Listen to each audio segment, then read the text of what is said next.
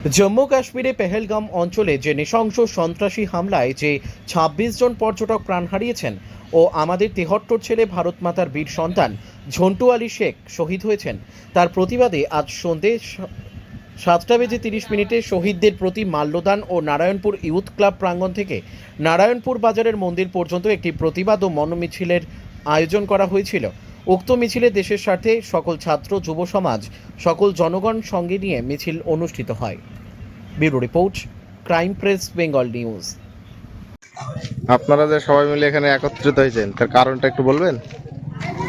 আজকে আমরা নারায়ণপুর ইউথ ক্লাবের পক্ষ হইতে আপনারা সবাই অবগত আছেন যে গত 22 তারিখ 22/4/2025 যে কাশ্মীরে পেহেলগাঁওয়ে, যেটাকে মিনি সুইজারল্যান্ড বলা হয়, সেইখানে 26 জন, তার মধ্যে অনেক আমাদের ভারতীয় এবং একজন ইসরায়েলবাসী এবং একজন সম্ভবত ইংল্যান্ডের বাসী ছিলেন, তাদেরকে জঙ্গিরা সেখানে ঢুকে নৃশংসভাবে হত্যা করে।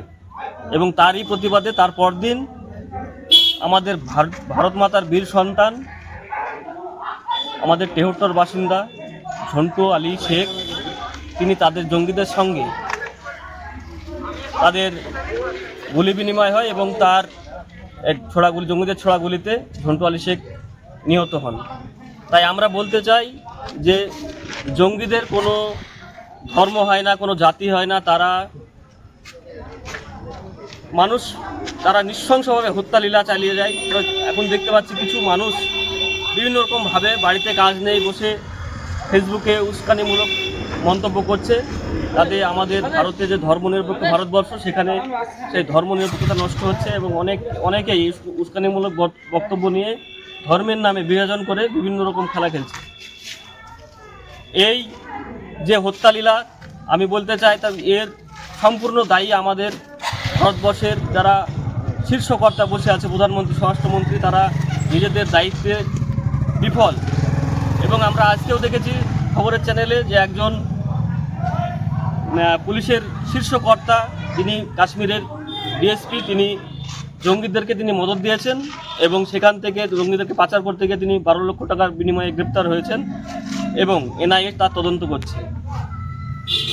কোনো মৃত্যুই সুখী নয়।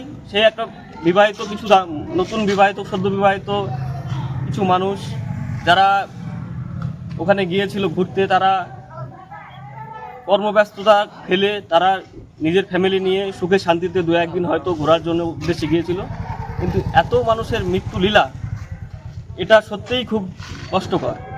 এবং আমাদের যে বিধানসভার যে ছেলে ঝন্টু আলী শেখ, তিনার প্রতি আমরা এবং 26 জন যারা মারা গেছেন তাদের খবরের প্রতি মাল্যদান করে আমরা একটি ছোট্ট মৌন মিছিলের মাধ্যমে নারায়ণপুর ইউথ ক্লাবের সহযোগিতা এবং অনেক জনসাধারণ আমাদের এই মিছিল উপস্থিত ছিল এবং আমরা সবার প্রতি মাল্যদান জ্ঞাপন করলাম এবং তাদের পরিবারের প্রতি সমবেদনা জানালাম।